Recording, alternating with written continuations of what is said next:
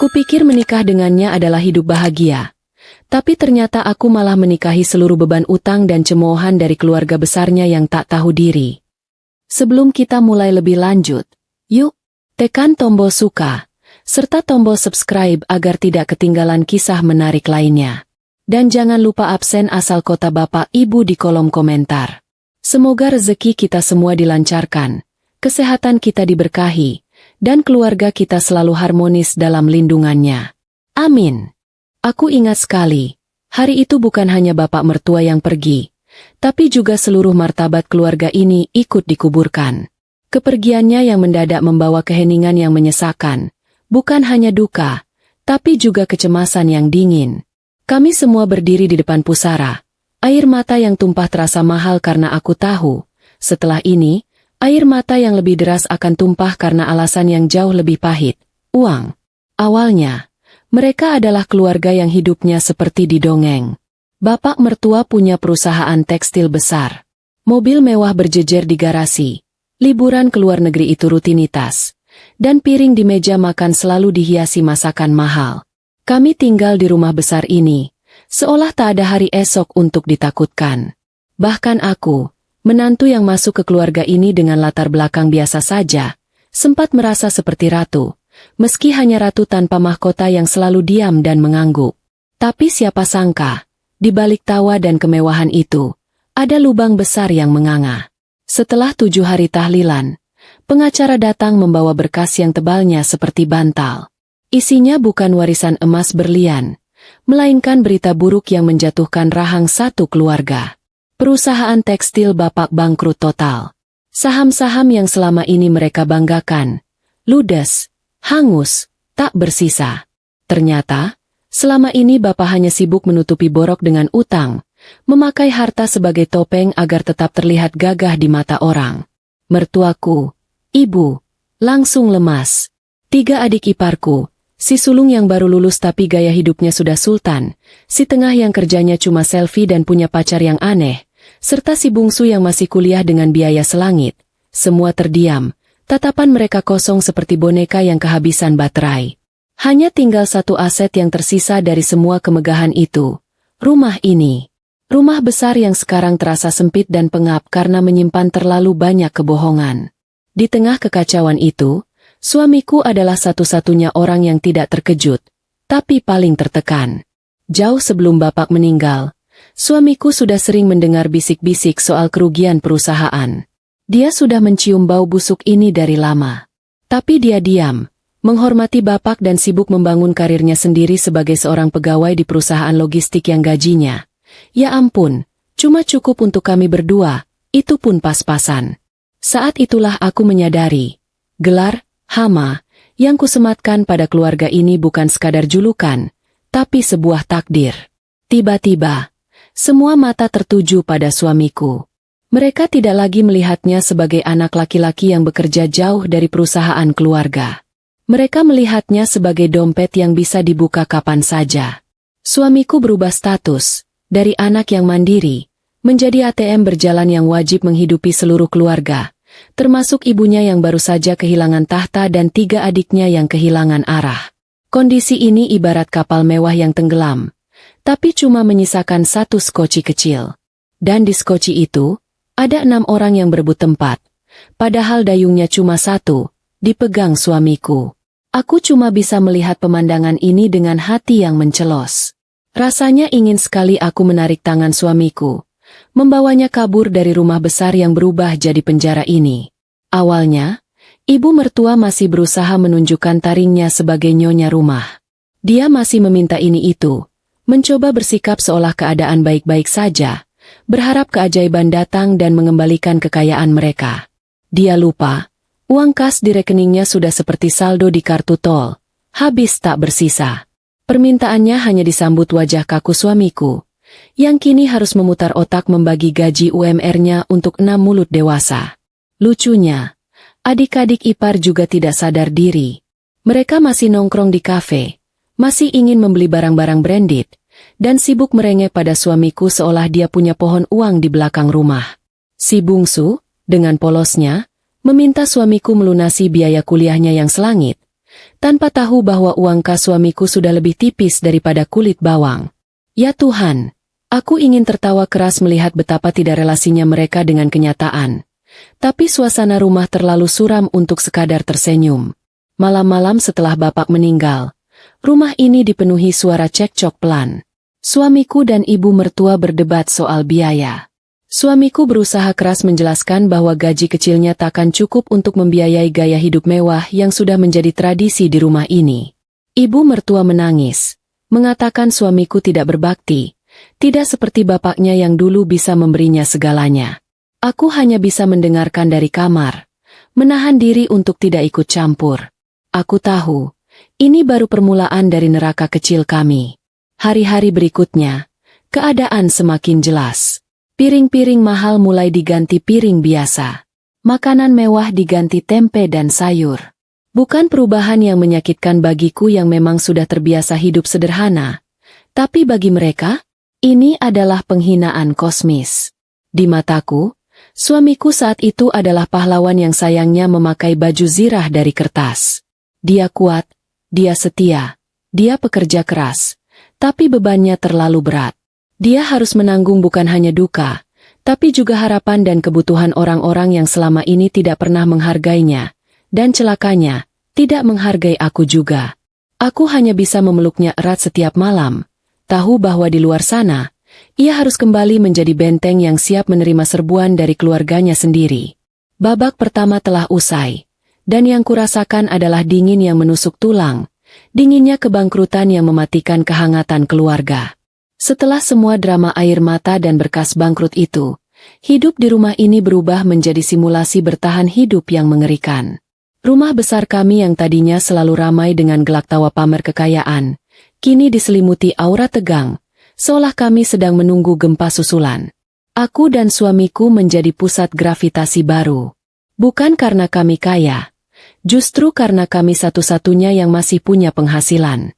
Suamiku, yang gajinya dulunya cuma uang jajan di mata bapak mertua, kini resmi naik tahta jadi pundak utama keluarga. Bayangkan, gajinya sebagai manajer level menengah di perusahaan logistik, yang kalau dihitung-hitung hanya cukup untuk mencicil motor, tiba-tiba harus menanggung biaya hidup 5 orang dewasa yang tidak tahu cara berhemat.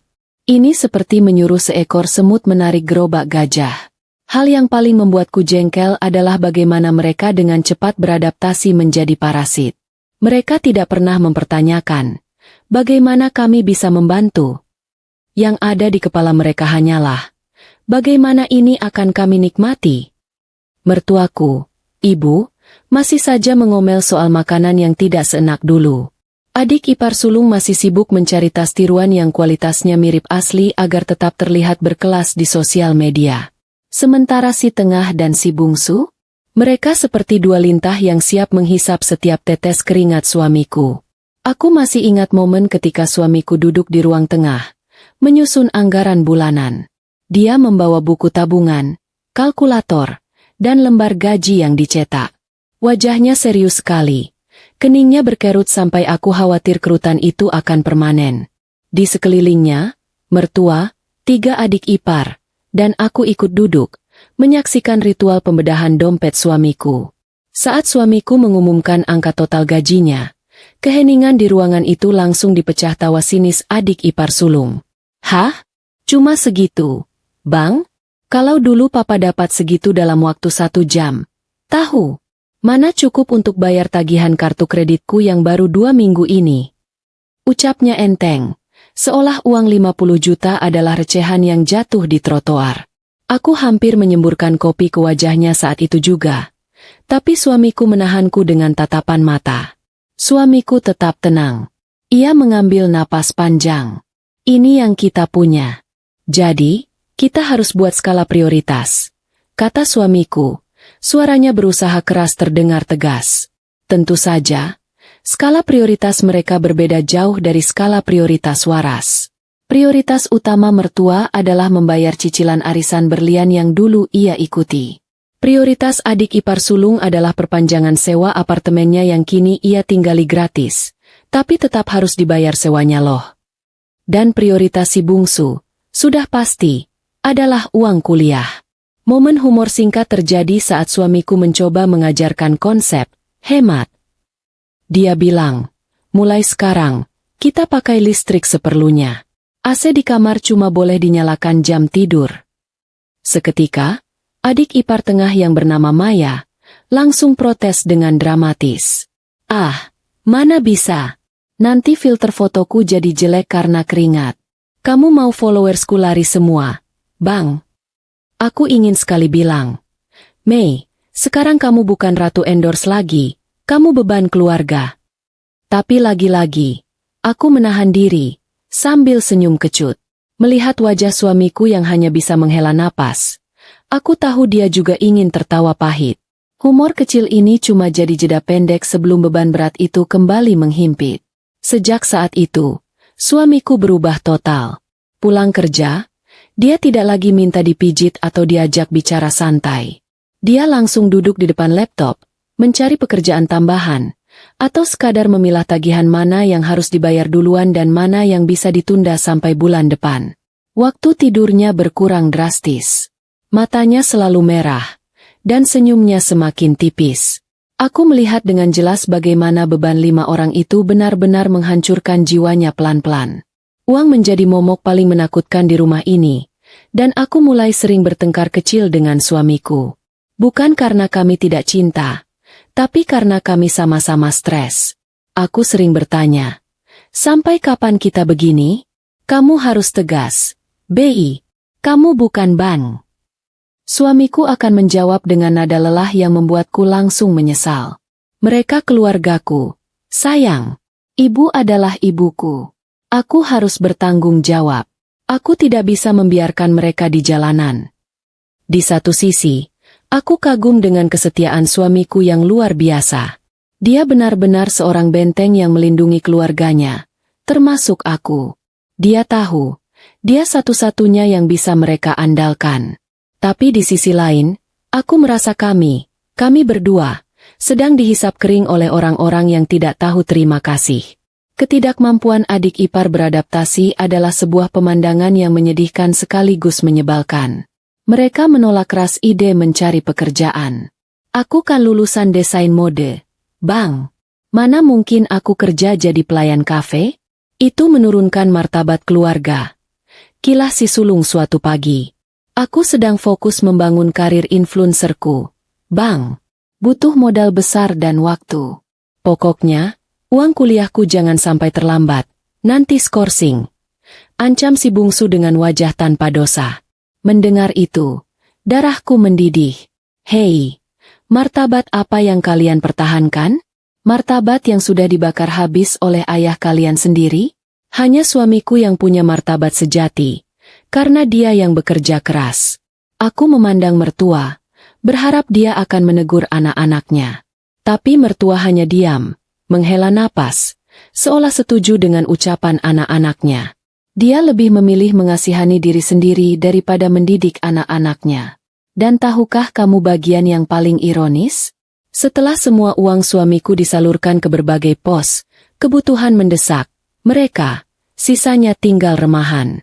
Seringkali, kami harus menunda membayar tagihan listrik atau air demi membelikan adik bungsu buku kuliah yang harganya selangit. Satu waktu, aku pernah iseng menanyakan sisa uang gajiku sendiri pada suamiku. Aku ingin membelikan suamiku baju baru, karena baju kerjanya sudah mulai lusuh. Bei, sisa gajiku minggu ini mana? Aku mau beli kemeja baru buat kamu. Suamiku menunduk. Dia menggaruk tengkuknya yang tidak gatal. Maaf, sayang. Uangmu kepakai semua. Tadi pagi, adik bungsu butuh uang cepat untuk bayar denda ujian. Aku pinjam dulu ya. Jantungku terasa seperti dijatuhkan dari lantai 10. Bukan soal uangnya, tapi soal pengambil alihan hakku tanpa izin. Gaji yang susah payahku cari dari usaha kecil-kecilan onlineku pun ikut dihisap. Seolah semua sumber daya di rumah ini wajib menjadi milik mereka, para lintah darat berkedok keluarga. Aku merasa dirampok di rumahku sendiri, dan perampoknya adalah orang-orang yang tinggal di kamar sebelah. Malam itu, kami bertengkar hebat, pertengkaran yang paling menyakitkan yang pernah kami alami. Aku mengeluarkan semua kekesalan yang kutahan sejak bapak mertua meninggal. Aku bilang, aku capek, Bei. Aku bukan Ban. Dan aku bukan Bunda Teresa. Kamu harus pilih. Kamu mau hidup sama aku dan punya masa depan, atau kamu mau tenggelam bersama mereka? Suamiku menangis. Dia tidak membentak, tidak menyalahkan. Dia hanya menangis. Aku minta maaf. Sayang. Aku janji. Ini yang terakhir. Aku akan bicara keras pada mereka besok. Air mata suamiku benar-benar meluluhkan amarahku. Aku tahu, dia melakukan ini bukan karena bodoh, tapi karena rasa tanggung jawabnya terlalu besar. Dia tidak punya pilihan, karena kalau dia lepas tangan, keluarganya benar-benar akan hancur. Aku memeluknya, sambil diam-diam menyimpan janji dalam hati. Aku akan menunggumu, Bei. Aku akan bertahan di benteng ini, sampai kita bisa keluar bersama. Babak kedua ini mengajarkanku satu hal. Cinta sejati diuji bukan dengan kemewahan, tapi dengan kemiskinan dan ketidakadilan. Dan saat ini, kami sedang diuji oleh keduanya. Beban suamiku semakin berat. Dan sebentar lagi, beban itu akan bergeser, dan jatuh sepenuhnya ke pundakku, di babak yang paling membuatku merasa tak punya harga diri. Sejak suamiku resmi jadi sumber uang tunggal, otomatis statusku di rumah ikut berubah total, dari menantu menjadi pembantu multifungsi. Aku tidak pernah keberatan dengan pekerjaan rumah. Sejak kecil, aku terbiasa serba mandiri.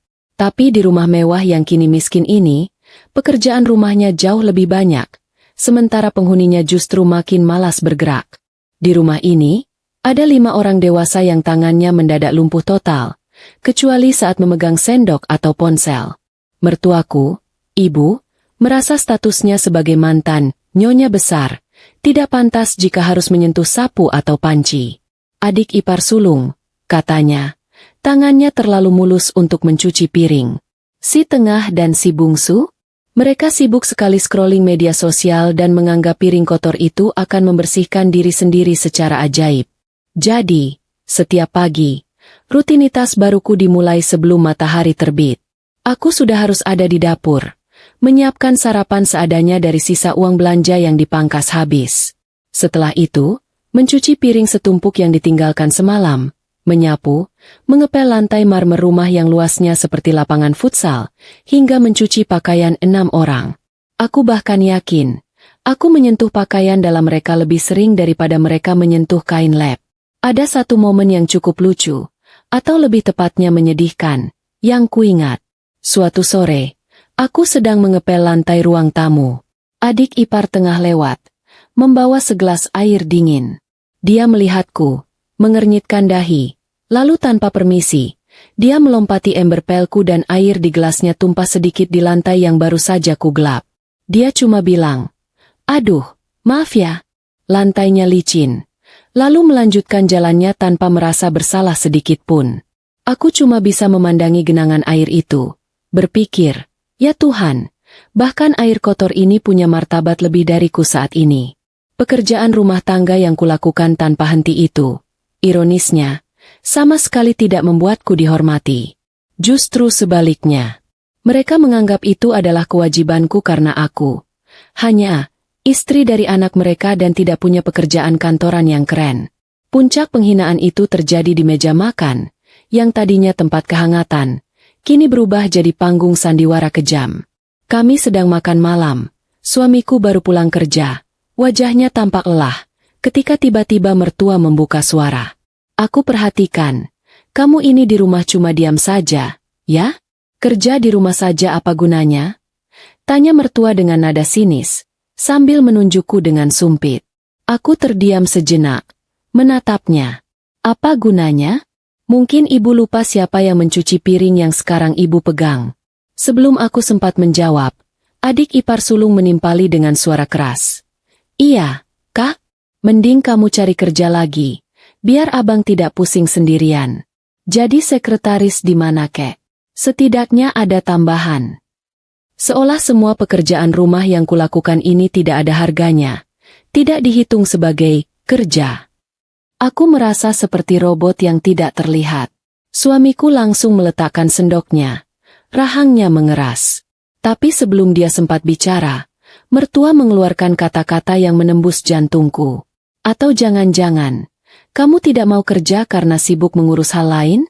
Padahal, anak saja tidak punya, ujar mertua pelan, tapi menusuk, menyiratkan isu kemandulanku. Seketika, suasana hening. Udara terasa dingin dan menusuk. Isu anak memang selalu menjadi titik lemahku. Sudah bertahun-tahun kami menikah. Aku belum diberi rezeki keturunan. Selama ini, mereka hanya menyindir pelan. Tapi kali ini, mereka menggunakannya sebagai senjata tumpul untuk menghancurkanku. Air mataku langsung menumpuk di pelupuk mata. Dia sibuk membersihkan kekacauan kalian. Bu, jangan keterlaluan. Itu suara suamiku. Suaranya penuh amarah, bergetar hebat. Dia langsung berdiri, membanting kursi sedikit ke belakang. Aku tahu, ia benar-benar marah. Dia adalah bentengku, dan dia selalu siap melindungiku, bahkan dari ibunya sendiri. Perdebatan sengit pun tak terhindarkan. Suamiku mulai menghitung satu persatu apa saja yang kukerjakan di rumah itu. Dari cucian hingga masakan. Dari kebun kecil hingga mengurus tagihan yang ia serahkan padaku. Mertua tetap membela diri, mengatakan itu adalah tugas istri. Adik-adik ipar berbisik-bisik, menertawakan betapa lemahnya suamiku karena membela istri yang mandul. Aku berusaha menenangkan suamiku, meski hatiku remuk. Aku menarik tangannya pelan. Sudah, Bei, tidak apa-apa. Aku baik-baik saja. Padahal, aku tidak baik-baik saja. Aku hanya tidak ingin suamiku, yang sudah sangat lelah menanggung beban ekonomi, harus menambah beban emosi. Setelah pertengkaran itu, suamiku menarikku ke kamar. Dia memelukku erat, meminta maaf berkali-kali atas kekejaman keluarganya. Aku hanya bisa menangis di dadanya. Aku tahu, cinta kami kuat, tapi rumah ini sudah menjadi tempat yang paling tidak aman untuk kami berdua. Tapi, tahukah kamu bagian humor kecil yang kuambil dari penderitaan ini? Setelah malam itu, adik ipar sulung yang tadinya anti kerja, akhirnya tergerak mencari pekerjaan. Bukan karena dia sadar, tapi karena dia kehabisan uang untuk membeli kuota internet. Dia melamar sebagai penjaga toko pakaian, dan tentu saja, dia mengeluh setiap hari. Bayangkan, Kak, aku harus berdiri 8 jam. Kaki ini rasanya mau copot. Rengeknya padaku. Aku hanya tersenyum sambil mencuci kain pel. Selamat datang di dunia nyata. Adikku, setidaknya kamu dibayar. Aku bahkan tidak dapat ucapan terima kasih. Humor itu membantu aku bertahan, memberiku jeda kecil dari rasa sakit hati yang terus-menerus. Meskipun begitu, hinaan tentang kemandulan itu terus berulang, menjadi senjata favorit mereka. Setiap kali suamiku menolak permintaan uang mereka akan melirikku dengan sinis dan mengatakan, ya wajar saja dia pelit, hartanya cuma untuk berdua. Tidak ada anak yang harus dibiayai. Aku tahu, ini adalah harga yang harus kubayar karena mencintai laki-laki yang punya keluarga parasit. Aku tetap bertahan, diam-diam mengumpulkan kekuatan dan kesabaran, karena aku percaya, benteng sekuat apapun, pasti akan roboh jika dipukul terus-menerus. Dan saat benteng suamiku roboh, aku harus siap menjadi sandaran, sekaligus penyelamat, untuk rencana pelarian kami dari neraka ini. Setiap kali aku pikir penderitaanku sudah mencapai puncak, ternyata ada lantai neraka yang baru. Setelah isu finansial dan drama penghinaan pekerjaan rumah, masalah baru datang, kali ini mengancam satu-satunya atap yang kami miliki, sertifikat rumah ini. Ancaman ini dibawa oleh si bungsu, anak paling manja yang otaknya dipenuhi teori, bukan logika. Adik ipar bungsu, sebut saja Rian, adalah spesialis dalam menciptakan drama utang yang tidak masuk akal. Dia kuliah di jurusan mahal, dengan biaya semesteran yang bisa dipakai untuk membeli motor bekas. Selama ini, biaya itu selalu ditanggung perusahaan bapak mertua. Setelah perusahaan bangkrut, beban itu jelas jatuh ke pundak suamiku, yang harus memangkas pengeluarannya sampai ke tulang. Awalnya, suamiku masih bisa menutup utang kuliah Rian dengan mencicil, sambil mengorbankan tabungan darurat kami. Aku sudah mengingatkan suamiku berkali-kali. Bei, bilang ke Rian, pindah saja ke kampus negeri yang biayanya lebih murah. Realistis sedikit. Tapi suamiku selalu menjawab, sebentar lagi dia lulus, sayang. Tanggung. Biar dia cepat dapat kerja dan bisa ganti semua uang kita. Tentu saja. Janji adalah tinggal janji. Rian tidak menunjukkan tanda-tanda kesadaran. Sampai suatu pagi, wajah mertuaku, ibu, pucat pasi seperti mayat kedinginan. Ia memanggil kami berdua ke ruang tengah. Tangannya gemetar memegang sebuah amplop coklat tebal. Sertifikat rumah kita hilang. Bisik ibu, nyaris tanpa suara. Seluruh badanku langsung dingin. Itu adalah kalimat terburuk yang pernah kudengar di rumah ini. Sertifikat itu bukan sekadar kertas. Itu adalah jaminan terakhir kami untuk tidak tidur di jalanan. Suamiku langsung melompat dari kursi. Hilang bagaimana? Bu? Ibu taruh di mana? Tanyanya. Suaranya sudah dipenuhi kepanikan yang murni. Mertua menangis terseduh-seduh. Akhirnya mengakui dosa terbesarnya. Ternyata, biaya kuliah Rian tidak hanya menunggak, tapi sudah menjeratnya dengan utang besar ke pihak bank. Rian, tanpa sepengetahuan siapapun, atau setidaknya, begitu pengakuan mertua, telah membujuk mertua untuk menggunakan sertifikat rumah sebagai agunan pinjaman bank. Aku panik. Bei, Rian bilang dia akan dikeluarkan dari kampus. Dia bilang dia akan malu. Jadi, aku tanda tangan saja, rintih mertua, sambil menyeka air mata buaya yang entah tulus atau hanya drama belaka.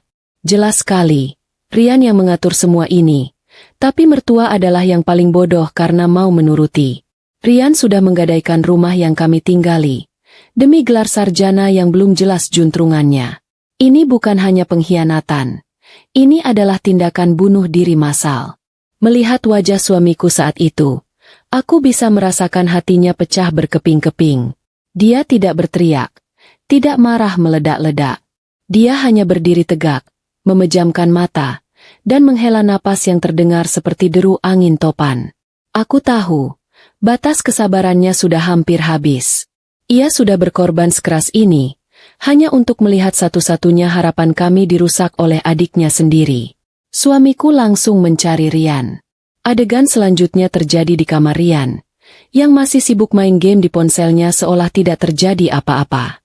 Pertengkaran itu meletus, bukan lagi bisikan, tapi ledakan amarah suamiku yang selama ini ia tahan.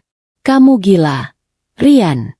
Itu rumah satu-satunya yang kita punya. Kamu gadai demi apa? Demi ijazah yang belum tentu bisa kamu pakai untuk bayar utang. Suamiku berteriak, suaranya parau. Rian, si bungsu yang licik, malah membela diri. Aku tidak punya pilihan, Bang. Kalau aku didu, siapa yang akan mengangkat martabat keluarga ini nanti? Lagi pula, kan bisa abang yang bayar cicilannya. Abang kan bekerja. Tenggorokanku tercekat. Kalimat itu benar-benar mengkonfirmasi bahwa mereka semua menganggap suamiku sebagai aset dan bukan manusia. Aku masuk ke kamar itu, berdiri di samping suamiku, menatap Rian dengan tatapan yang paling membeku yang pernah kumiliki. Bayar utang kamu sendiri, Rian. Suamiku bukan bank, dan dia bukan papa kamu yang kaya raya. Kamu sudah dewasa, bertingkah seperti orang dewasa. Kataku, suaraku rendah dan tajam. Ini adalah kali pertama aku berani angkat suara sekeras itu di depan adik ipar. Rian terkejut, tapi tak gentar. Dia malah membalas dengan senyum menghina. Oh, lihat siapa yang bicara. Coba kalau kamu kasih abang anak, pasti abang tidak akan sefokus ini pada uang. Uang kan bisa dicari, beda sama anak. Aku terdiam. Serangan itu lagi. Senjata kemandulan itu selalu efektif melumpuhkanku. Suamiku langsung mendorongku ke belakangnya, menjadi bentengku lagi. Dia menatap adiknya penuh jijik. Jangan pernah bicara seperti itu lagi padanya. Rian, urusanmu dengan aku. Dan dengar baik-baik, sertifikat itu akan kutebus. Tapi setelah itu, kamu harus keluar dari rumah ini. Ancaman pengusiran itu sungguh serius. Rian terdiam. Mertua, yang berdiri di ambang pintu, langsung menangis histeris, memeluk Rian. Drama itu sungguh membuatku muak. Malam itu, suamiku tidak tidur. Dia menghabiskan waktu di teras belakang, merokok tanpa henti, menghitung sisa tabungannya, dan mencoba mencari cara untuk melunasi utang ribuan kali lipat dari gajinya, agar rumah itu tidak disita bank. Aku duduk di sampingnya, memegang bahunya. Kita pasti bisa, Bei. Kita jual saja mobil tua kita. Ya? Kita bayar utang itu. Lalu kita kabur dari sini. Suamiku menoleh padaku. Matanya lelah, tapi penuh cinta. Aku tidak mau menjual satu-satunya peninggalan bapak yang bukan berupa utang. Aku akan cari cara lain. Aku tidak akan biarkan kamu kehilangan rumah, sayang. Aku tahu, dia melakukan ini bukan untuk keluarganya, tapi untuk menjaga harga dirinya dan melindungi aku. Dia tahu, rumah adalah harta yang paling penting bagi kami yang tidak punya keturunan. Rumah adalah istana kami. Jeda humor, sedikit gelap, muncul ketika aku melihat adik ipar sulung, yang katanya sudah bekerja, memposting keluhan di media sosial. Dia mengeluh gaji bulan pertamanya habis untuk membayar iuran parkir dan makan siang. Di kolom komentar, Rian membalas, "Makanya, jadi sarjana. Biar dapat kerja yang gajinya bisa nutupin utangku, dong." Aku hanya bisa geleng-geleng kepala. Mereka ini bukan bersaudara, tapi tim penghancur finansial yang kompak. Momen sertifikat yang digadaikan itu benar-benar menjadi titik balik yang menghancurkan kepercayaan suamiku sepenuhnya. Ia sudah berusaha menjadi anak dan kakak yang baik, tapi balasan yang ia terima adalah pengkhianatan yang mengancam tempat tinggal kami. Aku tahu, setelah ini, pertengkaran antara kami dan keluarga besarnya tidak akan lagi menjadi bisikan, tapi akan meletus setiap hari. Suamiku, si benteng yang kukuh, akhirnya mulai retak. Beban finansial, pengkhianatan sertifikat rumah, ditambah hinaan tak berkesudahan pada aku, istrinya, adalah racun yang merusak jiwanya. Setelah tahu rumah kami digadaikan demi utang Rian, ia tidak lagi bersikap sabar dan tenang. Ia berubah menjadi singa yang siap menerkam siapa saja yang mengusik sarangnya. Dulu, kami hanya bertengkar pelan di kamar. Sekarang, ruang tengah adalah arena pertarungan verbal kami sehari-hari. Semua berawal dari hal-hal kecil, sepele, tapi dipicu oleh frustrasi yang menumpuk selama berbulan-bulan. Contohnya, soal makanan. Aku berusaha keras membuat masakan enak dengan anggaran super minim. Suatu siang, aku masak ayam opor sisa kemarin, tapi kuahnya kental dan enak. Adik ipar sulung mencicipi sedikit, lalu langsung mendorong piringnya dengan ekspresi jijik. "Kenapa sih masakannya selalu begini terus? Dulu mama selalu pesan catering dari hotel bintang 5. Aku bosan, Kak." Keluhnya sambil menatapku dengan mata malas. Aku sudah siap menjawab dengan nada sabar, tapi suamiku, yang baru saja pulang untuk makan siang kilat, sudah lebih dulu menyambar. Dia masak pakai uang dari gajiku.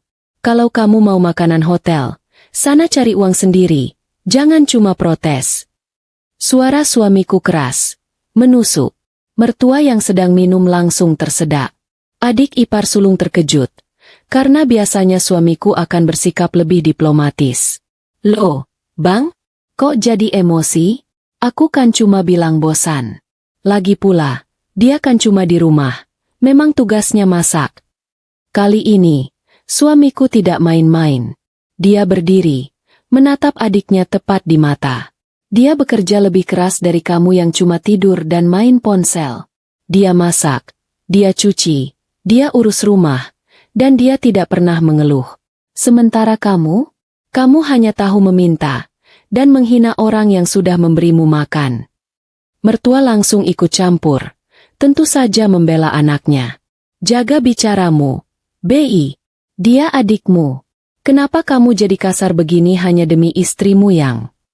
"Jangan sebut soal istriku, Bu," potong suamiku cepat, menunjuk mertua. "Aku bekerja keras sampai kurang tidur agar ibu dan adik-adik bisa makan. Tapi setiap kali aku pulang, yang kudengar hanya hinaan pada istriku. Aku tidak akan terima. Kalian sudah mengambil uangku, Jangan ambil ketenangan hatiku. Suasana rumah berubah mencekam. Aku hanya bisa berdiri mematung di samping suamiku.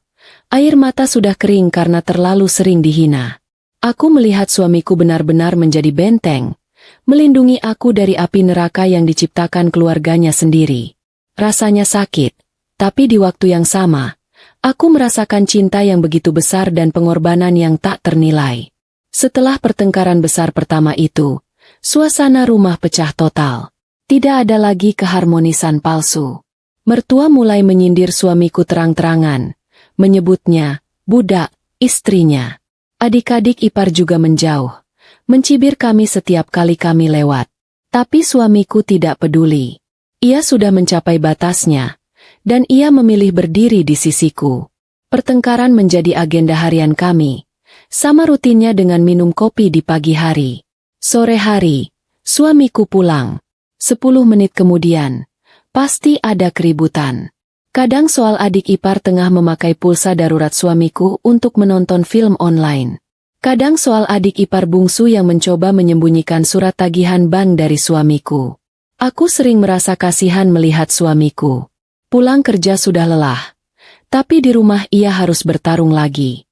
Wajahnya yang dulunya cerah kini terlihat muram dan tua sebelum waktunya. Aku bisa melihat stres itu menggerogotinya dari dalam. Dia sering terbangun di malam hari, berkeringat dingin, dan hanya bisa tidur nyenyak setelah memelukku erat-erat. Pernah suatu malam, suamiku tiba-tiba tertawa keras di kamar mandi, tawa yang terdengar sangat aneh. Aku panik, langsung membuka pintu. Aku melihat dia sedang berdiri di depan cermin, menertawakan dirinya sendiri.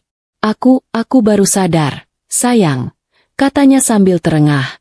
Dulu, aku pikir hidup ini seperti sinetron. Ada bapak yang jahat, ada ibu yang baik. Ternyata, hidupku ini komedi gelap. Aku harus bayar utang orang yang menghinaku. Lucu sekali, ya. Aku mendekatinya, memegang pipinya. Aku tahu dia tidak tertawa. Dia sedang menangis dengan cara yang berbeda. Itu adalah momen humor pahit yang membuatku sadar betapa rapuhnya dia saat itu. Aku memeluknya, dan dia menangis di bahuku. Aku akan tahan, sayang. Demi kamu, aku tidak akan membiarkan mereka menyentuhmu. Keputusannya untuk menjadi bentengku benar-benar mengisolasi kami berdua dari keluarga besarnya. Kami makan terpisah di kamar, mengunci pintu saat tidur, dan hanya berbicara seperlunya dengan yang lain. Kami menjadi seperti dua pulau di lautan rumah besar yang penuh dengan hiu. Di tengah semua kekacauan ini, aku tahu kami harus keluar. Stres suamiku sudah mencapai batas yang berbahaya. Aku tahu, jika ia terus-menerus bertengkar dan menanggung beban ini, ia akan jatuh sakit. Kami harus punya rencana. Rencana yang sangat rahasia, tanpa melibatkan satupun anggota keluarga parasit itu. Maka, di malam-malam yang sunyi, di bawah selimut yang hangat, kami mulai menyusun rencana pelarian kami. Kami mulai menabung secara sembunyi-sembunyi dari sisa uang belanja yang sengaja aku sisihkan sedikit-sedikit, dan dari gajiku yang kini ia kembalikan padaku untuk disimpan. Kami punya target, membeli rumah kecil, seburuk apapun, yang penting jauh dari sini. Kami tahu, langkah pertama adalah yang paling sulit. Kami harus mencari cara agar tabungan kecil kami ini bisa berubah menjadi uang muka rumah. Kami harus bergerak cepat, sebelum Rian benar-benar membuat rumah ini disita bank, atau sebelum suamiku benar-benar tumbang karena tekanan. Sayangnya, rencana pelarian yang kami susun dengan penuh harapan itu, sudah dibaca oleh mata-mata terdekat. Kami tidak tahu bahwa ada seseorang di rumah ini yang ternyata lebih licik dan lebih kejam daripada yang kami duga. Pengkhianatan terbesar, ternyata sedang dipersiapkan oleh orang yang paling kami cintai dan percayai di antara adik-adiknya. Terkadang, musuh terbesar kita bukanlah orang asing, melainkan orang yang tidur satu atap dan berbagi darah yang sama. Setelah suamiku resmi menyatakan perang dingin dengan keluarganya, kami fokus penuh pada rencana pelarian, membeli rumah kecil di pinggiran kota. Itu adalah satu-satunya harapan kami agar suamiku tidak gila dan aku bisa hidup tenang. Setiap sen uang yang kami simpan terasa berharga seperti emas. Aku menyisihkan uang belanja, suamiku mengambil pekerjaan sampingan, Kami bahkan menjual beberapa barang pribadi yang tidak terlalu penting secara diam-diam. Setelah hampir 1 tahun menahan napas di neraka ini, tabungan kami sudah mencapai jumlah yang cukup untuk uang muka sebuah rumah sederhana. Saat kami sedang mencari-cari rumah, adik ipar tengah, Maya, tiba-tiba mendekat. Anehnya, dia bersikap manis, tidak lagi sinis seperti biasanya. Dia mulai memuji masakanku dan bahkan menawarkan diri untuk membantu mencuci piring, meskipun hanya sekali dan piringnya langsung pecah. Aku sudah curiga, tapi suamiku, dengan hati yang terlalu polos, menganggap Maya akhirnya sadar diri. Aku dengar kalian mau pindah ya, Bang? Bagus deh. Kalian harus hidup mandiri, katanya suatu sore, saat suamiku sedang sibuk melihat iklan rumah di laptop. Dia duduk di sebelah suamiku. Sok akrab. Aku punya kenalan properti yang bagus banget. Bang, pacarnya teman baikku. Mereka punya proyek perumahan baru, harganya miring, dan prosesnya cepat. Bujuk Maya. Matanya berbinar-binar seperti sales properti. Suamiku tampak tertarik. Kami memang butuh proses cepat. Karena bank sudah mulai mengirim surat peringatan serius soal sertifikat yang digadaikan Rian. Aku sudah merasakan firasat buruk. Tapi suamiku, yang masih membawa naluri melindungi adiknya, berkata, baguslah kalau ada jalan cepat. Setidaknya Maya mau membantu. Ya, suamiku memang terlalu baik. Kepercayaan suamiku pada adiknya adalah kelemahan terbesar kami. Kami pun bertemu dengan pacar Maya, sebut saja Dion. Orangnya rapi, bicaranya meyakinkan, dan ia menunjukkan banyak brosur rumah yang terlihat menjanjikan. Dion bilang, kalau kami transfer uang muka sekarang, dia bisa langsung mengamankan unit yang kami inginkan, bahkan bisa mengurus cicilan bank tanpa ribet. Uang muka itu adalah hasil keringat kami selama setahun, nyawa kami. Suamiku sempat ragu, tapi Dion terus mendesak, didukung oleh anggukan antusias dari Maya. Cepat, Bang, unitnya terbatas. Mumpung harganya murah. Malam itu, setelah berdoa panjang, suamiku mengambil keputusan.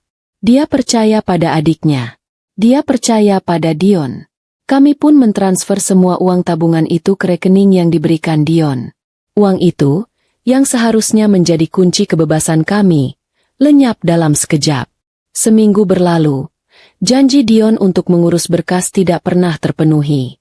Teleponnya sulit dihubungi, dan setiap kali suamiku menanyakan kabar, jawabannya selalu sama.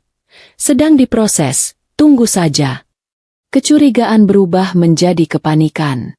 Suamiku mulai mendatangi kantor properti yang dicantumkan Dion di brosur. Ternyata, kantor itu fiktif. Kami ke alamat proyek perumahan. Ternyata itu hanya tanah kosong yang ditumbuhi ilalang. Saat itulah kebenaran pahit menghantam kami sekeras batu. Dion, pacar adik ipar tengah, Maya, sudah membawa kabur semua uang muka kami. Dan yang paling menghancurkan, Maya tahu, bahkan mungkin, dia yang merencanakan semua ini. Ketika suamiku mengkonfrontasi Maya, ia menyangkal dengan wajah datar. Aku tidak tahu apa-apa, Bang. Aku juga ditipu Dion. Dia pacar yang jahat. Namun, mata Maya tidak bisa berbohong. Ada sedikit senyum kemenangan yang coba ia sembunyikan di sudut bibirnya. Dia sengaja melakukan ini, mungkin karena dendam, atau mungkin karena dia takut kami pindah dan tidak ada lagi yang menanggung biaya hidup mereka. Dia menghancurkan satu-satunya kesempatan kami untuk hidup terpisah, hanya agar suamiku tetap berada di rumah itu sebagai ATM berjalan mereka. Aku tidak bisa menahan diri lagi. Aku menampar Maya di depan semua orang. Itu adalah puncak amarahku. Suamiku tidak mencegahku. Dia hanya berdiri di sana, diam, dengan tatapan kosong yang paling menyedihkan. Kamu iblis. Kamu adik kandungnya sendiri. Bagaimana bisa kamu setega ini? Teriakku, suaraku pecah. Mertua, yang menyaksikan adegan itu, bukannya membela kami, malah membela Maya. Sudah, jangan menyalahkan anakku. Mungkin uangmu memang tidak berkah, makanya hilang. Mendengar kalimat itu, suamiku langsung ambruk ke lantai. Bukan karena aku menampar Maya, Tapi karena pengkhianatan itu terlalu besar, terlalu menyakitkan, dan tidak ada satupun yang peduli. Uang bisa dicari, tapi kepercayaan yang hancur itu tidak akan pernah kembali. Malam itu, aku hanya bisa melihat suamiku meringkuk di kasur, tubuhnya menggigil. Dia tidak berbicara, tidak makan, hanya menatap langit-langit kamar dengan mata terbuka. Aku tahu, pengkhianatan Maya jauh lebih menyakitkan daripada penghinaan mertua. Itu adalah tikaman dari belakang oleh orang yang seharusnya ia lindungi. Kami kehilangan segalanya. Uang, harapan, dan sisa-sisa kepercayaan pada keluarga suamiku. Aku memeluknya erat, merasakan betapa rapuhnya dia saat itu. Dia bukan lagi benteng. Dia adalah korban yang terluka parah. Kejadian ini membuatku sadar. Kami sudah tidak punya tempat lagi untuk bersembunyi. Babak selanjutnya bukan lagi soal bertengkar. Babak selanjutnya adalah soal bertahan hidup ketika sang benteng telah tumbang sepenuhnya. Setelah pukulan telak dari Maya, suamiku bukan hanya kehilangan uang, tapi juga semangat hidupnya. Pundak yang selama ini begitu kokoh menopang keluarga besar yang tak tahu diri itu, akhirnya ambruk. Stres yang ia tahan selama berbulan-bulan, setiap cacian yang ia bela, dan setiap uang yang ia relakan, kini menjelma menjadi penyakit fisik yang mengerikan. Suamiku jatuh sakit parah. Badannya panas tinggi, menggigil hebat, dan ia nyaris tidak mau makan. Ia hanya terbaring lemah di kasur, menatap langit-langit kamar dengan mata yang kosong. Aku tahu, yang sakit bukan hanya tubuhnya, tapi jiwanya sudah hancur lebur setelah dikhianati oleh adik kandungnya sendiri. Dia berhenti bicara, seolah energinya sudah habis untuk bertengkar dan berkorban. Melihat suamiku tak berdaya, seluruh beban di rumah ini langsung beralih padaku. Aku sekarang harus merangkap 3 peran: perawat suami, pembantu rumah tangga, dan satu-satunya orang yang masih waras mencari jalan keluar. Pekerjaan rumah yang dulu sudah berat, kini terasa berkali-kali lipat karena aku harus sering meninggalkan sapu dan pel demi mengompres demam suamiku. Di tengah kekacauan itu, mertua dan adik-adik ipar tidak menunjukkan simpati sedikit pun. Mereka justru melihat sakitnya suamiku sebagai alasan untuk mengeluh lebih keras. Makanannya tidak enak, dingin, dan rumah kotor sekali. Suami kamu sakit, tapi bukan berarti kamu bisa bermalas-malasan, kan? Sindir mertua suatu pagi, sambil menatapku dengan mata jijik. Aku hanya bisa menelan ludah. Bagaimana aku bisa memasak makanan enak, sementara semua uang kami lenyap karena anak kesayangannya? Aku memaksakan diriku tersenyum tipis dan menjawab, "Maaf, Bu. Saya akan bersihkan secepatnya." Pemandangan paling menyakitkan adalah melihat adik-adik ipar datang ke kamar suamiku, bukan untuk memberi semangat, melainkan untuk menyalahkan aku. "Abang sakit pasti karena terlalu banyak dengar keluhanmu, Kak," kata adik ipar sulung dengan nada menghakimi. "Coba kalau kamu lebih nurut, abang pasti sehat. Lagi pula, dia sakit begini kan jadi tidak bisa bayar utangku." Aku ingin sekali berteriak, "Betapa piciknya kalian. Suamiku sakit karena kalian menguras tenaganya, merampas uangnya, dan menghancurkan mimpinya." Tapi aku menahan diri. Aku tidak bisa bertengkar. Aku harus hemat energi untuk merawat suamiku. Aku harus jadi tiang, karena bentengku sudah roboh. Aku hanya tersenyum dingin dan bilang, "Tolong tinggalkan abang sendirian. Dia butuh istirahat." Momen humor, yang sangat gelap, muncul saat mertua meminta aku untuk mencari dukun, atau orang pintar, untuk menyembuhkan suamiku. "Pasti suamimu kena santet dari saingan bisnis papanya dulu. Coba cari yang bisa mengusir roh jahat," desak mertua. Aku hanya bisa berpikir, ya Tuhan, santet apa? Santet yang namanya stres ekonomi dan pengkhianatan adik kandung? Aku hanya menjawab, "Suamiku hanya butuh istirahat dan obat dari dokter, Bu. Bukan dukun." Jawaban itu membuat mertua mendengus kesal, seolah aku sengaja menyembunyikan kesaktian suamiku. Selama berminggu-minggu, kamar kami menjadi dunia yang terisolasi. Aku merawat suamiku dengan segenap hati, memberinya obat, mengusap keringatnya, dan membisikkan janji bahwa kami akan keluar dari rumah ini, apapun yang terjadi. Aku tidur di sofa di sebelah tempat tidurnya, selalu siaga. Perlahan, suamiku mulai pulih, tapi ia tidak kembali menjadi dirinya yang dulu. Ia menjadi lebih pendiam, matanya kehilangan kilau. Ia masih mencintaiku, itu pasti. Ia masih memegang tanganku erat-erat, seolah aku satu-satunya jangkar yang ia miliki. Tapi kini, dia adalah benteng yang rusak, yang harus aku topang agar tidak jatuh. Aku tahu, kami tidak punya waktu lagi untuk meratapi nasib. Kami harus segera bangkit dan menyusun rencana baru. Kami harus pindah, entah bagaimana caranya, sebelum kemarahan dan kekejaman keluarga ini benar-benar membunuh suamiku. Aku mulai menjual perhiasan imitasi yang kubeli dulu, mengumpulkan uang receh, dan menghubungi kenalan lama, mencari peluang pinjaman yang sangat kecil. Di tengah perjuangan kami untuk bangkit dari kehancuran ini, nasib menunjukkan tangannya. Tiba-tiba, pusat kekejaman di rumah ini, mertuaku, ibu, jatuh sakit. Bukan sakit biasa, tapi sakit parah yang membuatnya terbaring tak berdaya. Aku tahu, babak kami sudah selesai, dan panggung sekarang beralih ke karma yang datang tanpa diundang. Ternyata, karma itu nyata, dan dia datang dengan ambulans. Setelah semua drama keuangan, utang yang digadaikan, dan penghinaan yang tak henti-henti, giliran mertuaku, ibu, yang kini terbaring tak berdaya. Penyakitnya datang mendadak, serius, dan membuatnya membutuhkan perawatan total di rumah. Aku melihatnya, dan dalam hati aku hanya bisa berpikir, ya Tuhan, roda itu berputar, dan dia menabrak ibu mertua. Ironi terbesar di rumah ini adalah, orang yang paling kejam padaku, kini membutuhkan aku lebih dari siapapun. Mertuaku, yang selama ini selalu menganggapku mandul dan pembantu tak berguna, kini hanya bisa bergantung padaku untuk semua kebutuhannya, mulai dari makan, mandi, bahkan ke kamar mandi.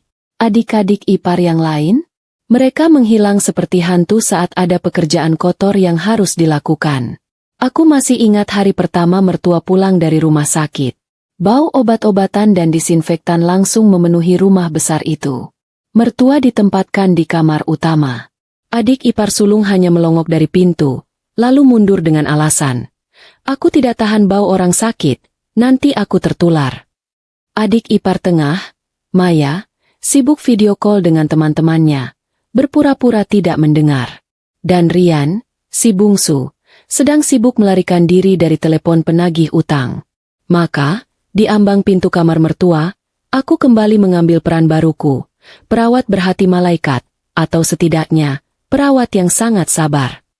Suamiku sudah kembali bekerja, ia harus mencari uang mati-matian untuk membayar utang rumah dan biaya obat mertua yang mahal. Dia memandangku dengan mata penuh rasa bersalah. "Sayang, kamu tidak harus melakukannya. Kita bisa sewa perawat dari luar," bisik suamiku. Aku menggeleng. Kita tidak punya uang untuk perawat, Bei. Dan lihatlah, tidak ada orang lain di rumah ini yang peduli. Aku akan lakukan, demi ketenangan hatiku sendiri. Ya, aku melakukannya bukan karena aku cinta buta pada mertua, tapi karena aku ingin tidur nyenyak di malam hari tanpa rasa bersalah. Aku tidak mau karma buruk kembali menghantam suamiku. Dan, aku juga ingin menunjukkan pada mereka semua, siapa yang punya kemuliaan hati yang sesungguhnya. Rutinitasku sekarang sungguh gila. Aku bangun lebih pagi untuk membuat sarapan seadanya, menyiapkan bekal suamiku, membersihkan rumah, lalu seharian penuh aku habiskan di kamar mertua. Aku menyuapinya bubur, membersihkan tempat tidur, bahkan membantu mengganti pakaiannya. Pekerjaan ini sangat melelahkan, secara fisik dan mental. Aku yang dulunya dihina kotor, kini harus membersihkan kotoran mereka. Momen yang membuatku hampir tertawa, sekaligus miris, adalah saat aku menyuapi mertua. Mertua selalu mengeluh. "Kenapa buburnya tawar sekali? Dulu kalau aku sakit, papamu selalu belikan bubur ayam spesial yang pakai telur puyuh emas." Aku hanya mendengarkan sambil tersenyum tipis. Bubur tawar ini lebih mahal daripada bubur telur emasnya, Bu, karena dibeli dari sisa gaji suamiku setelah dibayarkan utang anakmu. Humor ini yang menyelamatkanku dari depresi. Suatu sore, aku sedang memijat kaki mertua yang pegal. Mertua menatapku lama sekali. Tatapannya berbeda. Tidak ada lagi sinisme dan kebencian. Hanya ada kelemahan dan keputusasaan. "Kenapa kamu melakukan ini?" tanyanya pelan, suaranya serak. "Setelah semua yang kukatakan padamu, kenapa kamu masih mau merawatku?" Aku berhenti memijat.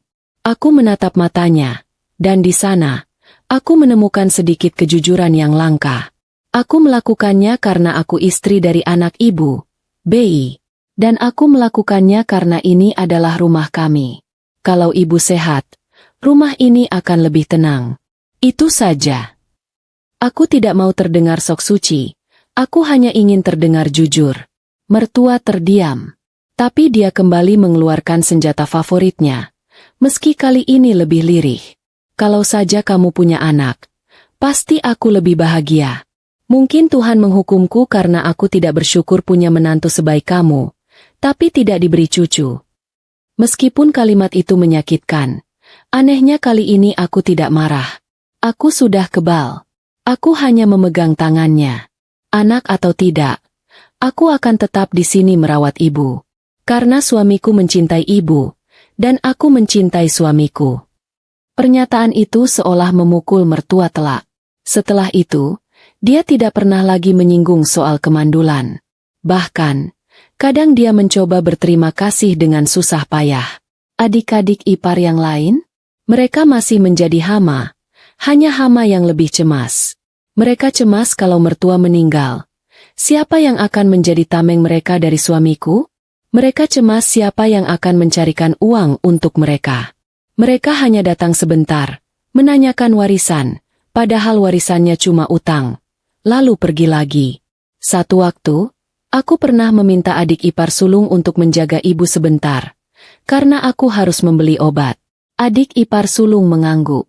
Ketika aku kembali 1 jam kemudian, ia sedang tertidur pulas di sofa. Sementara ibu mertua sudah kedinginan karena selimutnya jatuh ke lantai dan ia tidak bisa mengambilnya. Aku hanya menghela napas panjang. Mereka benar-benar tidak bisa diandalkan. Berbulan-bulan aku menjalankan peran ganda ini. Aku menjadi jembatan antara suamiku dan ibunya yang sakit. Aku menyampaikan pesan, membujuk mertua untuk minum obat, dan meredakan ketegangan di antara mereka. Aku merasa sangat lelah, badanku kurus. Tapi hatiku perlahan-lahan mengeras dan menjadi kebal. Aku tahu, kesabaranku ini adalah investasi. Investasi untuk kebebasan kami. Setiap hari aku merawatnya, aku semakin yakin bahwa setelah ini semua selesai, aku tidak punya utang batin lagi pada keluarga ini. Aku sudah memberikan segalanya. Uang, tenaga, dan hati. Kondisi mertua bukannya membaik, malah semakin memburuk. Dokter sudah angkat tangan. Malam-malam terakhir di rumah itu terasa sangat panjang. Aku dan suamiku bergantian menjaganya. Adik-adik ipar hanya datang sebentar, menangis drama sebentar, lalu pergi lagi. Mereka mungkin takut melihat kematian dari dekat. Hingga satu malam yang sunyi, di kamar utama, mertua memanggilku. Hanya ada aku dan dia. "Aku minta maaf," bisiknya. Suaranya nyaris hilang. "Aku minta maaf atas semua yang kukatakan padamu. Kamu menantu yang baik. Sangat baik." Air mataku tumpah, bukan karena haru, tapi karena kelelahan emosi yang teramat sangat. Aku memegang tangannya yang dingin. "Iya, Bu. Aku sudah memaafkan." Beberapa jam setelah permintaan maaf tulus, atau mungkin hanya penyesalan di detik terakhir, mertuaku meninggal. Kepergiannya membawa keheningan yang berbeda dari kepergian suaminya dulu. Kali ini, keheningan itu terasa seperti napas lega yang panjang bagi kami berdua. Tidak ada lagi sindiran, tidak ada lagi tuntutan, tidak ada lagi beban moral untuk merawat. Malam itu, setelah semua urusan selesai, suamiku memelukku di kamar. Dia tidak menangis lagi. Dia hanya menatapku dengan mata yang damai. Untuk pertama kalinya setelah bertahun-tahun. "Kita bebas. Sayang. Kita bebas," bisiknya. Kepergian mertua adalah akhir dari babak paling menyakitkan kami, dan awal dari janji kebebasan kami yang sesungguhnya. Benteng yang runtuh itu akan kami tinggalkan, dan kami akan membangun istana kami sendiri, jauh dari cengkeraman keluarga parasit itu. Kematian mertua adalah sebuah gerbang. Gerbang menuju kebebasan yang selama ini kami dambakan. Gerbang yang membuat udara di rumah ini terasa 5 kali lebih segar. Setelah upacara pemakaman selesai, kami tidak lagi membuang waktu. Suamiku dan aku saling berpandangan, dan di mata kami, ada kesepakatan diam. Ini saatnya. Tentu saja, kepergian mertua tidak menghentikan drama adik-adik ipar. Mereka sibuk meratapi nasib, bukan karena kehilangan ibu, tapi karena kehilangan tameng dan sumber kenyamanan. Mereka langsung panik mencari tahu soal aset yang tersisa. Astaga, aku sudah bilang, asetnya cuma utang dan sertifikat gadai. Mereka mencoba membongkar laci mertua, mencari perhiasan, mencari polis asuransi. Mereka lupa, kalau ada aset, sudah pasti bapak mertua tidak akan bangkrut. Melihat kelakuan mereka, suamiku hanya bisa menggelengkan kepala. Kini tanpa amarah, hanya rasa lelah yang mendalam. Suamiku memanggil mereka bertiga ke ruang tamu, kali ini dengan nada yang benar-benar dingin dan resmi. Dia menjelaskan semua yang perlu mereka ketahui, termasuk status rumah yang sedang di ujung tanduk karena ulah Rian. Aku sudah berusaha melunasi sebagian utang yang bisa kuselamatkan, demi ibu. Tapi aku sudah tidak sanggup lagi menanggung kalian semua. Kata suamiku, suaranya tenang, tegas, tanpa emosi. Aku dan istriku akan pindah. Kalian harus mulai hidup sendiri. Reaksi mereka? Tentu saja histeris. Tapi histeris yang berbasis ego, bukan kesedihan. Pindah? Abang mau meninggalkan kami? Lalu kami makan apa? Siapa yang bayar kuliahku? Teriak Rian, si bungsu yang licik itu. Kamu tega membiarkan kami tinggal di rumah yang digadaikan ini, Bang? Kamu mau kami jadi gelandangan? Timpal Maya, si pengkhianat. Dan yang paling lucu, adik ipar sulung menangis sambil memegang kemeja suamiku. Kamu kan anak sulung, Bang. Tanggung jawabmu pada keluarga. Kalau kamu pergi, martabat keluarga ini mau ditaruh di mana? Aku hampir menyela. Martabat? Martabat kalian sudah lama dijual untuk beli kuota internet, Mas. Tapi suamiku menahan tanganku dan menjawab adiknya dengan sebuah kalimat yang menusuk. Martabatku ada pada usahaku, bukan pada kekayaan yang sudah hancur. Aku sudah menanggung kalian berbulan-bulan. Sekarang giliran kalian yang bertanggung jawab atas hidup kalian sendiri. Suamiku tidak meminta izin. Dia mengumumkan keputusan. Dalam waktu seminggu, kami harus pergi. Kami sudah menyewa sebuah kontrakan kecil di pinggiran kota. Letaknya jauh sekali, sengaja agar mereka tidak bisa melacak atau datang tiba-tiba. Uang muka kontrakan itu kami dapat dari menjual beberapa barang elektronik lama kami dan sisa tabungan receh yang aku kumpulkan selama merawat mertua. Momen humor muncul saat proses pengepakan. Aku hanya mengemas barang-barang kami berdua. Adik-adik ipar melihatku. Kak, kamu tidak mau packing barangku juga? Barang-barangku banyak, loh. Pinta Maya dengan wajah memelas. Aku menatapnya sambil melipat selimut lusuhku. Aku hanya mengepak barangku. Mei, aku bukan lagi pembantumu. Tugas packing itu sama seperti tugas mencari uang, harus dilakukan sendiri. Raut wajah Maya langsung cemberut, dan dia kembali sibuk dengan ponselnya. Aku hanya bisa tersenyum puas. Itu adalah salah satu kemenangan kecil yang kuraih. Hari kepindahan kami adalah hari yang emosional, tapi anehnya, penuh ketenangan. Kami tidak punya banyak barang. Satu mobil pick-up kecil sudah cukup memuat semua barang-barang berharga kami. Ketika kami melangkah keluar dari pintu rumah besar itu, rumah yang menjadi penjara dan medan perang kami, aku merasakan beban bertahun-tahun langsung terlepas dari bahuku. Aku menoleh ke belakang, melihat rumah itu untuk terakhir kalinya. Di teras, adik-adik ipar berdiri, menatap kami dengan tatapan penuh kebencian dan keputusasaan. Mereka tidak mengucapkan selamat tinggal, mereka mengucapkan kutukan. Kamu akan menyesal pergi dari sini, Bang. Kamu akan kesulitan, ancam Rian. Suamiku hanya tersenyum tipis, Senyum pertama yang benar-benar jujur yang kulihat darinya sejak lama.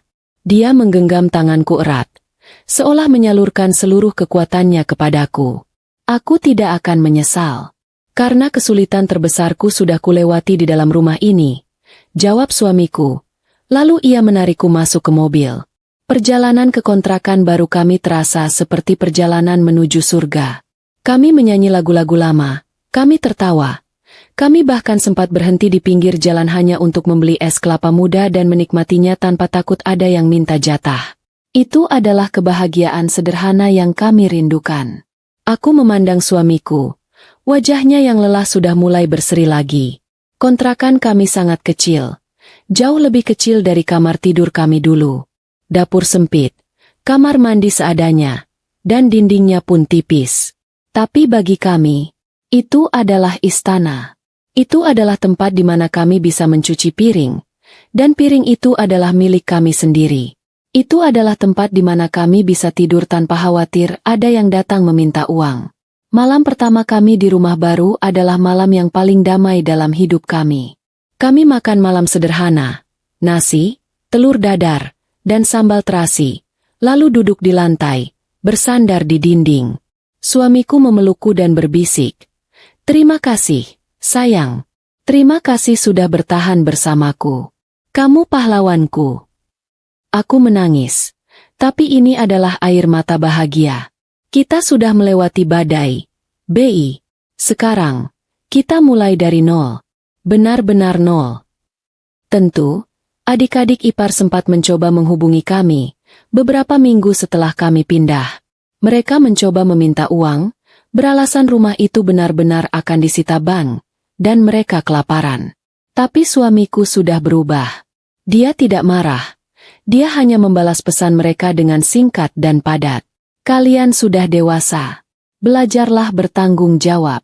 Kalian tidak lagi bisa bergantung padaku. Keputusan untuk meninggalkan mereka bukan keputusan mudah. Tapi itu adalah keputusan yang menyelamatkan pernikahan dan kewarasan suamiku. Kami membiarkan mereka menghadapi konsekuensi dari perbuatan mereka sendiri. Kami membiarkan mereka merasakan pahitnya hidup yang harus dicari, bukan diminta. Kami membiarkan mereka menjadi mandiri, dengan cara yang paling menyakitkan. Babak baru kami dimulai dengan piring yang dicuci sendiri, kasur yang sempit, dan dompet yang tipis, tapi penuh dengan cinta, kedamaian, dan harapan yang tulus. Kami tidak lagi takut pada tagihan, karena tagihan itu adalah milik kami, dan kami sanggup membayarnya. Kami tidak lagi takut pada cemoohan, karena tidak ada lagi yang bisa mencemooh kami. Kebebasan itu, rasanya mahal, tapi sungguh tak ternilai harganya. 7 tahun. 7 tahun sudah kami tinggalkan neraka besar itu. Dan tahukah kamu rasanya? Rasanya seperti bangun dari mimpi buruk yang sangat panjang, lalu menemukan dirimu berada di sebuah pagi yang cerah, ditemani secangkir kopi hangat. Kehidupan kami sekarang, meskipun jauh dari kata mewah menurut standar dunia, adalah kemewahan yang tak ternilai harganya bagi aku dan suamiku. Kami menyebutnya kemewahan ketenangan. Kontrakan kecil di pinggiran kota itu hanya bertahan 2 tahun. Tapi ia menjadi saksi bisu kebangkitan kami. Di sana, suamiku menemukan kembali dirinya. Dia tidak lagi pemarah atau mudah tersinggung. Energi yang dulu ia habiskan untuk membela dan memberi, kini ia salurkan sepenuhnya untuk karir dan masa depan kami. Aku melihatnya bertumbuh, bukan lagi sebagai ATM berjalan, tapi sebagai pemimpin sejati dalam keluarga kecil kami. Lucunya, yang paling sulit kami hilangkan adalah kebiasaan mengunci pintu kamar rapat-rapat saat malam tiba. Bahkan di kontrakan, dan kini di rumah kecil kami sendiri, refleks mengunci pintu itu masih ada. Aku sering tertawa sendiri.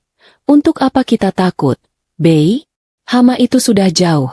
Dan kalaupun ada yang datang, itu pasti kurir paket, bukan adik ipar yang menagih uang kuliah.